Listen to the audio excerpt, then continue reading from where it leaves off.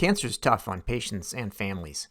While there's a whole array of physicians, health plans, and pharma companies poised to help, it's still a challenge to bring everyone together. Navigating Cancer focuses on enabling the best care for patients, with a particular emphasis on the 95+% of the time that they're not in the office. In this episode of the HealthBiz podcast, Navigating Cancer CEO Bill Bunker describes how the company is leveraging workflow, data, and mobile to improve the care experience. We also discuss the promise of value-based care for cancer and the challenge of medication adherence for oral oncolytics. Finally, we take a look back at Bill's early life and career. His mom was a nurse, so he grew up with a keen appreciation of the power of comforting and healing. And he spent time as a consultant and a tech exec, which prepared him for his current role. In his spare time, he's been reading books such as When All Is Said by Anne Griffin and Lincoln in the Bardo by George Saunders, which he describes as a messy and chaotic read, but still worth the effort. I'm your host, David Williams, and I hope you enjoy the show. If your healthcare business or nonprofit needs strategy consulting support, please reach out to me at dwilliams@healthbusinessgroup.com.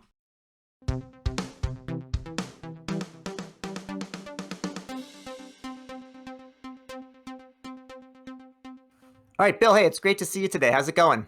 Good, Dave. How are you?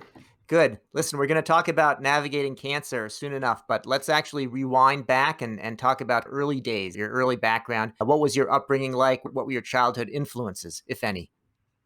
Sure. Yeah, I grew up in central New Jersey, probably an hour outside Manhattan. I was actually born in Manhattan, and my parents skedaddled to the suburbs pretty quickly. And I guess I'd say my upbringing was solidly middle class, not rich, not poor. We got by, but didn't take a lot of plane rides. That kind of existence back in the day, and probably a ton of influences on me. Certainly, my mother was a nurse, and I think watching what she did gave me a keen interest in healthcare. And I looked at how my careers played out as a combination of going out and trying to build businesses, but also make a difference along the way. And I think that was motivated by growing up in a household where nursing was a lot of what was discussed. What kind of setting did your mom work in? You know, it varied. She did a bunch of stuff. She worked in a hospital for a long time. She worked in the home healthcare business for probably a decade, helping with kind of home care. And she really ran the gambit. She was a nurse certainly early in her career, but eventually she actually got her MBA and she was in management and helped run a home healthcare organization. Yeah, a lot of people, I think, when they're growing up, have some influences like that. Some of them are like a little more indirect, and some of them are a little more direct. So one of my recent interviewees, Ray Hill, he said he grew up on a farm. And so in my intro, I said, so he works hard and he gets up early. That was pretty straightforward from there. But I think it's always good to have, I've heard a lot of stories about somebody whose father was a physician, and she would go around with him and see the struggles that he had dealing with the administrivia and so on. So it sounds like you got a solid background for getting into healthcare. So now, how'd you decide what to do after college, after high school? You went up the road up to New Hampshire. I sure did. Yeah, I ended up going up to Dartmouth in Hanover and had spent 4 great years there. I chose Dartmouth because I thought it was a fantastic culture. It was a school that was known for well-rounded graduates who cared about academics but also cared about other factors, and it was just a place where it felt like it was a great way to learn what you need to learn and actually get exposed to a bunch of people and an approach to really well-rounded, right, as a liberal arts school. And so that's how I ended up north, and it was cold up there, but I had a great experience. Well, with the global warming, by the time you retire, it'll be a little more temperate. But there's a lot of people, Dartmouth actually, I know there's people who move to Hanover to retire because they're so into it. Yeah. I think for a lot of people, it's a fantastic place to retire. The climate is better now. It's just a little bit warmer, probably for the wrong reasons, but it's a little bit warmer up there. And I live out in the Northwest, out in Seattle, and I think part of the reason I'm out here is the exposure to New England and kind of the rural area there led us out here to the West, where you got a lot of access to the mountains and hiking and stuff. And then for business school, you were at Kellogg. How was that? What was that like? Kellogg was great. Frankly, I met my wife there, so that's about all you can ask for a 2-year stint. So great educational experience. If you find your spouse, it's a fantastic payoff. But it was a great education. And again, it was a school that had a very broad perspective on how you build a business. And it wasn't just a financial institution focused on kind of Wall Street and banking. It was around how do you build businesses. And it was also a school that had a very large focus on healthcare. So I think all that came together to give me some real solid background for what I'm doing today. Now, I had a similar business school experience. When I went to business school, I figured, it'd be something good to put on your resume, something to do for a couple of years, and maybe I would learn something. And I did all that, but I met my wife there as well. So it was a good thing to do. Now, I know you talk about healthcare and about being CEO of a variety of companies, but I had to notice on your LinkedIn profile that you also did some consulting. Not only that, but it looks like maybe around after the fall of the Berlin Wall, you wandered over into Central or Eastern Europe. So I don't know if we could talk about that here, but what was going on with that? Yeah, sure. This is we're going back to the early '90s now, and the Berlin Wall had just come down, and I was presented with an opportunity to go to Eastern Europe. I ended up spending 2.5 years there, but an opportunity to go to Eastern Europe and really help capitalism take hold and help kind of Poland and Russia and eventually Kazakhstan shed some of their communist past and start to build more productive economies. And so I took that opportunity. It was a fantastic experience. It was a what a different place, what an eye-opening experience around kind of economic factors and political factors and social factors and how they come together and drive change or impede change. And a really formative experience. And I spent about 2.5 years there. Yeah, I guess it was a time of life and just a time in world history where that was just an amazing place to be. I remember when I was just out of college when the Berlin Wall fell, and somebody sitting in my pod at LEK he's actually been a professor at Dartmouth at Tuck, and he was German. His family was German, and they had some that were in the east and some in the west, and we were hearing about someone making it across, and they didn't know if it would be open or not, and it was just an amazing time to go take a look at what was there frozen in time, and you knew it was going to change really fast. And to be part of it must be pretty exciting.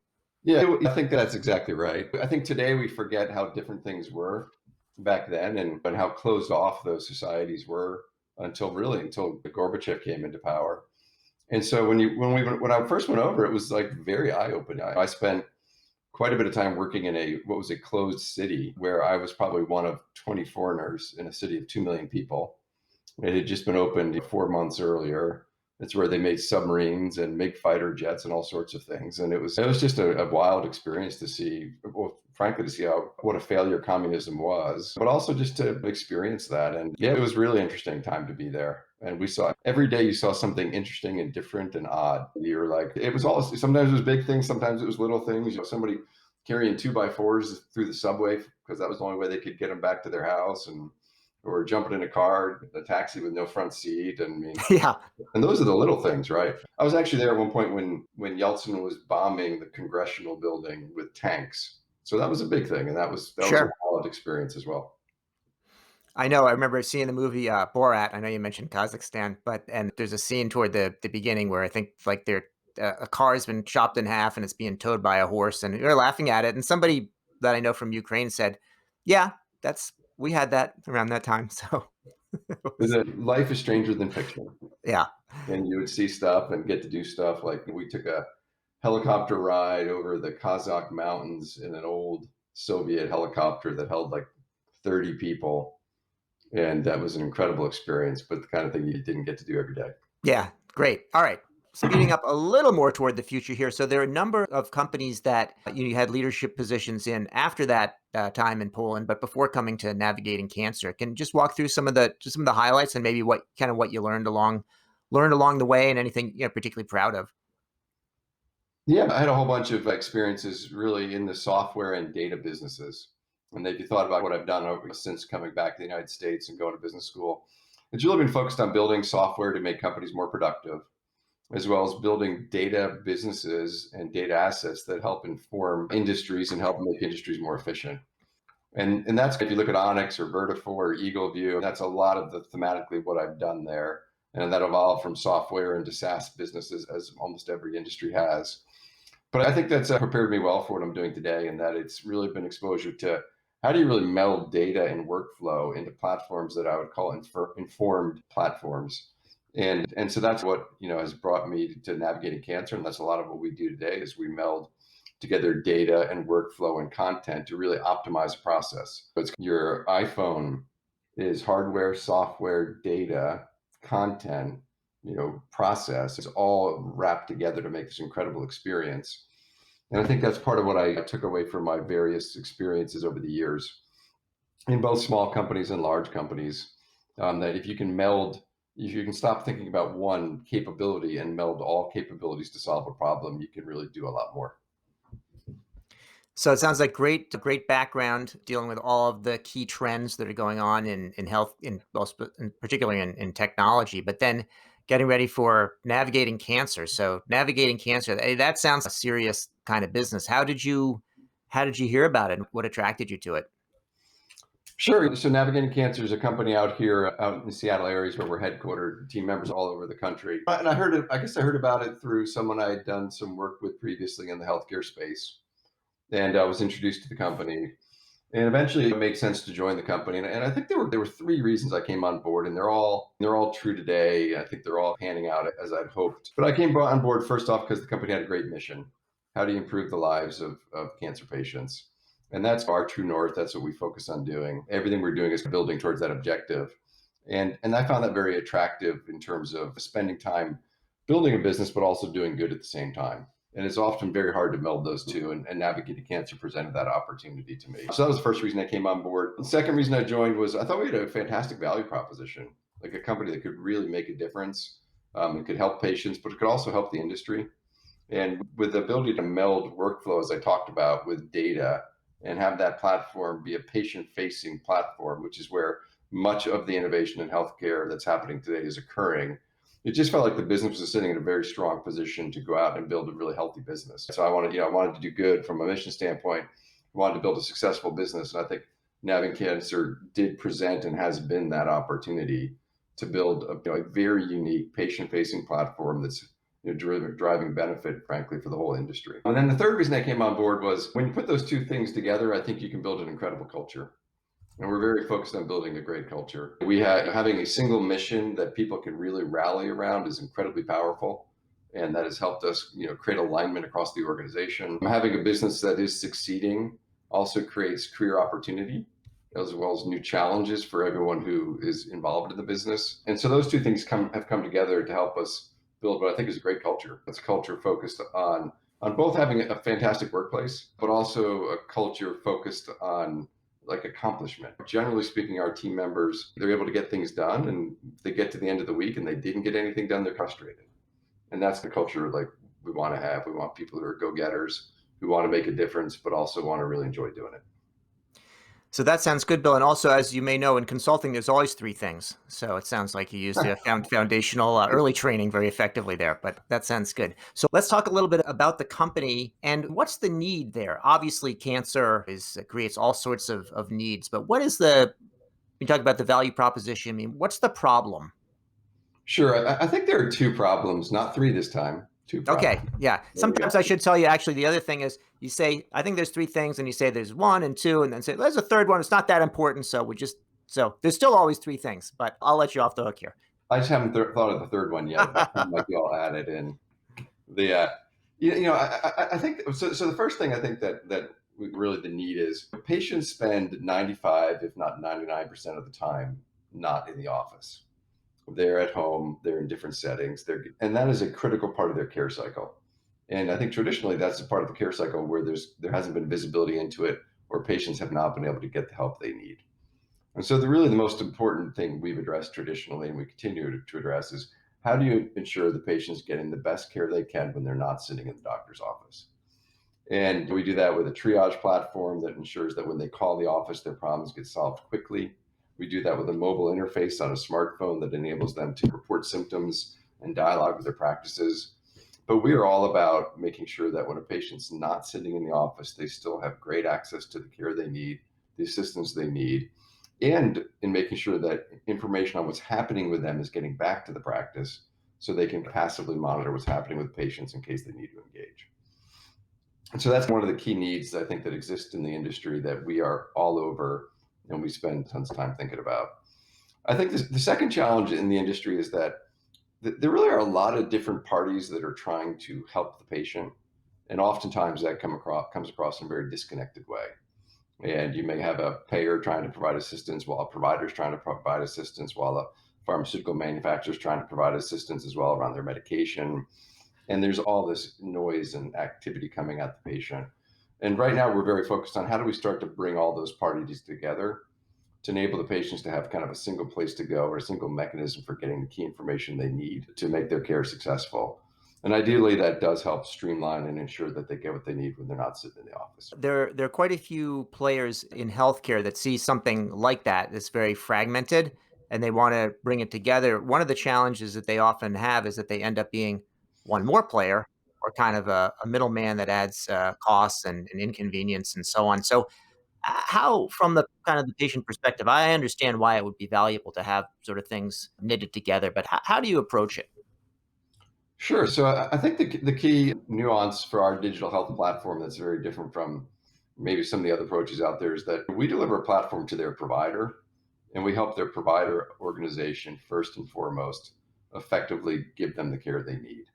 And so we are totally aligned with the provider organizations that are working with these patients. They're using our platform. Their staff are gaining efficiencies via our platform. Their staff are using the platform to communicate with patients. So we're not trying to insert something new. And while there are a lot of different therapeutic areas may operate in distinct fashions, if you're going through active cancer treatment, your provider is the epicenter of your care. And so we are working very closely with the providers. We have 2,500 providers across the nation that use our platform to manage over 1 million cancer patients, and we're very aligned with them. And the goal is to help make sure that the other parts of the value chain, the other industry participants, are also in line with the providers as they try and optimize care for their patients. And so, if you think about your provider customers, are they what does cancer care look like these days in terms of providers? Is it individual oncologist offices? Is it bigger groups? Is it the hospital based? What is the kind of provider? What do providers look like, and what is your sweet spot within them? Yeah, you bet. Yeah, it's changing quite a bit. It's interesting to watch it change around us. Our sweet spot is we work with independent oncology practices principally today. We have a couple health systems that use our product, and we do expect that part of the market will expand for us over the coming years. But today, we work with independent oncology practices. They range in size and sophistication pretty dramatically. So we certainly have some smaller customers who might have 5 or 10 docs on the platform. But many of our customers today are actually pretty large, sophisticated organizations that have 50, 100, 200, even 300 doctors in their organization who are working in a pretty coordinated fashion to deliver care to thousands of patients. So when you think about the community practice of 30 years ago, that's not who our principal customer is today. Our principal customers are large, sophisticated organizations here in the US. Now, you mentioned before that there's other players that are trying to be helpful to the patient while pursuing their own business goals as well, include the payers and the pharma companies. But clearly, the patient is looking for care from their doctor first and foremost. So, when someone uses your platform, when a practice uses your platform, do the payers and the pharma companies come in to that? Or are they still providing their own independent services, and or do they to some extent trying to go around the providers? What's the relationship like, and how do you mediate that in your role? Sure, you bet. So we're not the for payers and pharma. They are undertaking a lot of effort to connect with patients, and that we're not in the middle of that, and they're running their patient-facing activity. To the degree that we're working with them, it's in aligning with their some portion of what they're doing with providers, and trying to take the programs they've designed to help providers, and that providers want to take advantage of, and enable those to be part of the workflow in our platform. And so like we everything we and so that's the way to think about it. If there are 100 different tactics that a pharmaceutical manufacturer is using to help their patients, we're only involved in a small number of those. And we're only involved in those that are aligned with the provider and how the provider wants to deliver care. And would your customers be exclusively providers, or do you have customers that are in other sectors as well? So in term, we have customers in other sectors, certainly. So we provide services to providers, and we do provide services to parts of the pharmaceutical industry. We have a data set we actually have the market leading data set for patient reported outcome data in a real world setting.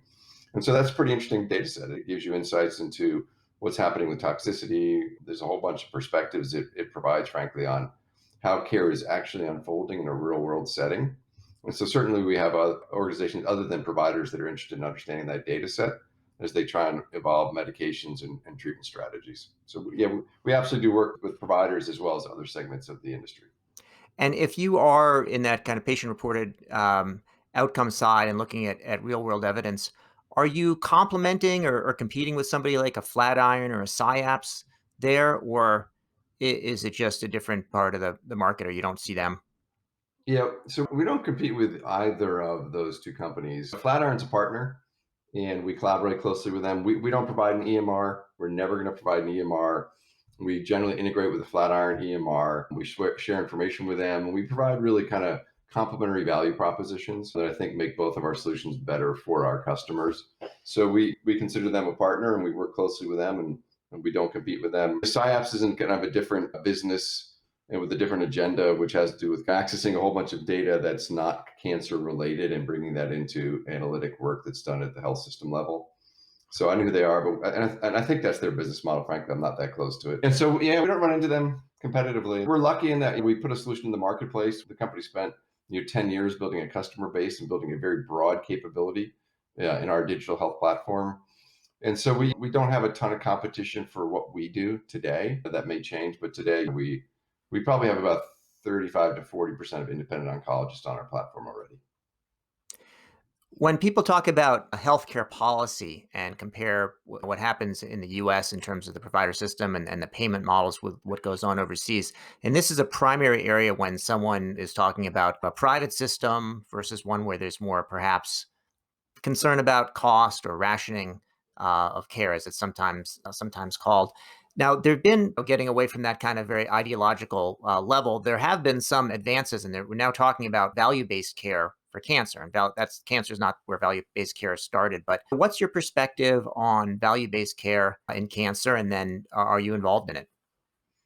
Sure. So I personally believe there's a big role for value-based care in cancer, much like there's an emerging role for value-based care in many therapeutic areas. I mean, I think it'll be a very large phenomenon going forward. And so we're very bullish on it. We expect it to have a big impact.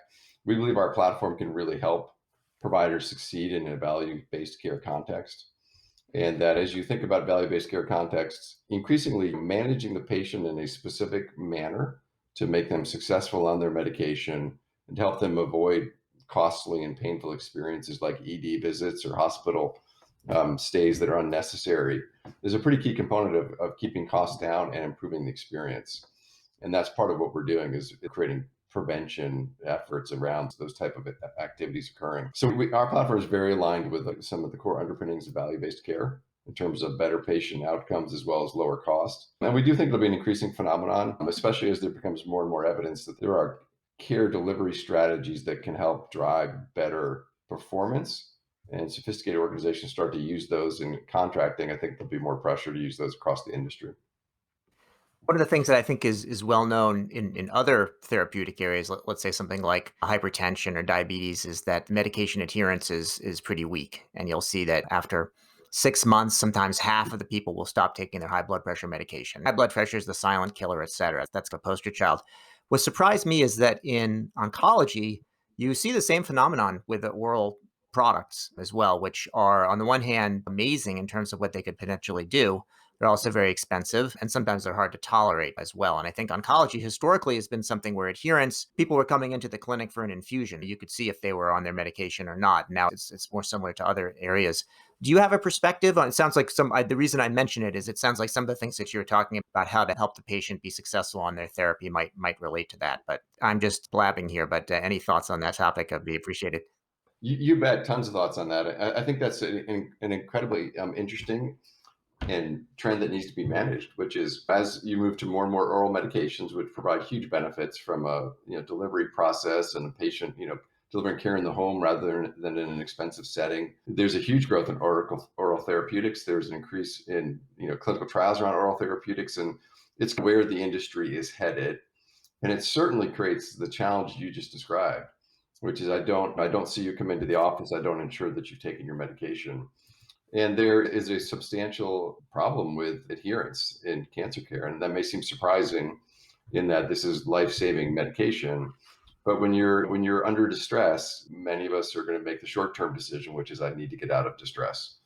And so I think really what is it, there's a huge, an even bigger need for a solution like ours, which enables practices to really understand what's happening with that patient week to week, day to day, and ensure that they are responding to situations that lead patients to stop taking their medication, but are also building kind of muscle memory and data knowledge around what are the early indicators that you're about to hit one of those junctures and how do you avoid that juncture.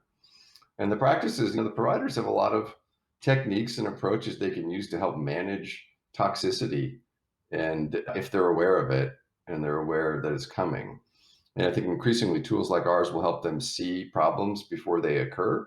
And that will help keep people on medications, right? Because people don't stop taking their medications because they just don't feel like it. They do it for a reason.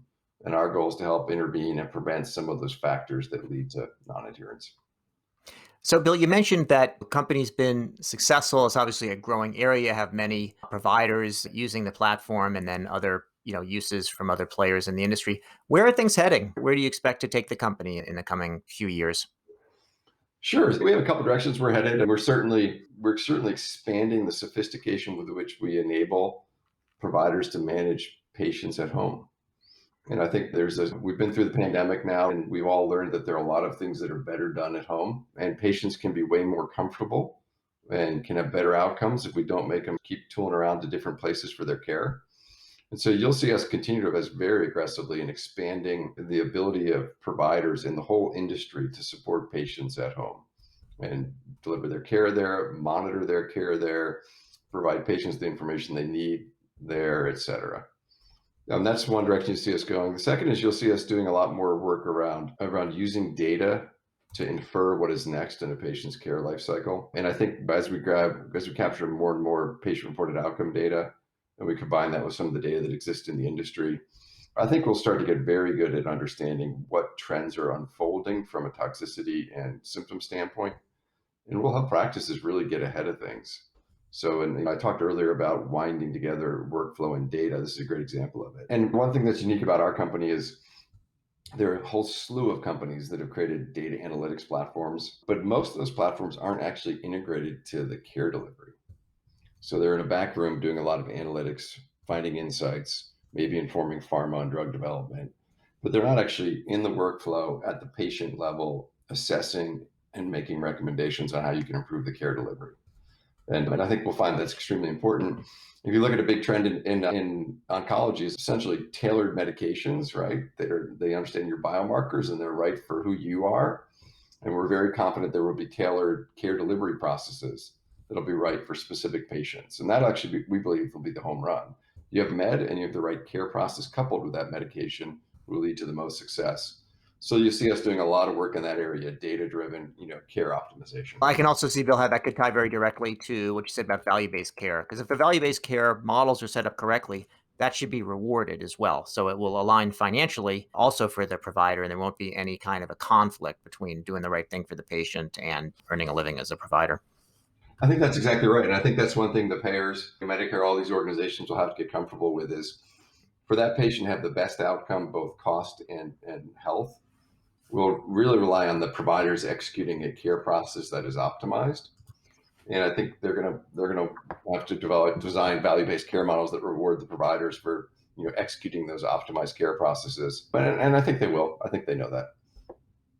Great. So this is super helpful and very interesting. I want to ask you about your reading habits. Any time to read books these days, and anything you'd recommend? It's interesting. The pandemic created quite a bit of time for, I guess, pastimes you weren't pursuing previously.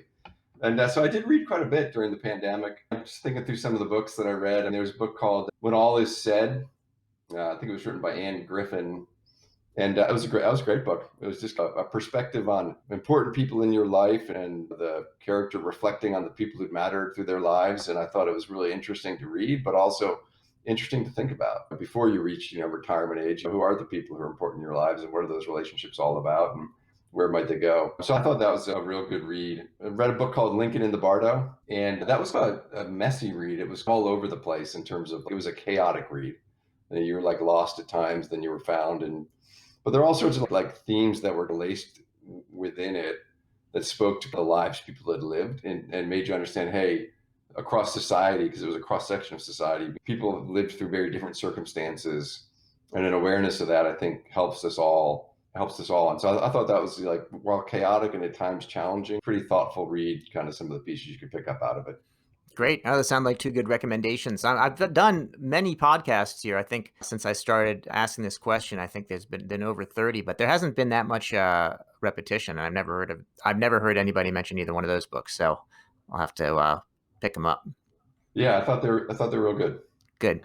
Excellent. Bill Bunker from Navigating Cancer. I want to say thank you very much for your time and insight today on the Health Biz podcast. Hey, Dave, thanks a ton for having me. I enjoyed it, and I look forward to talking further in the future.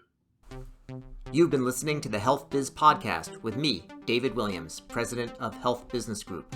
I conduct in-depth interviews with leaders in healthcare business and policy. If you like what you hear, go ahead and subscribe on your favorite service. While you're at it, go ahead and subscribe on your second and third favorite services as well. There's more good stuff to come, and you won't want to miss an episode.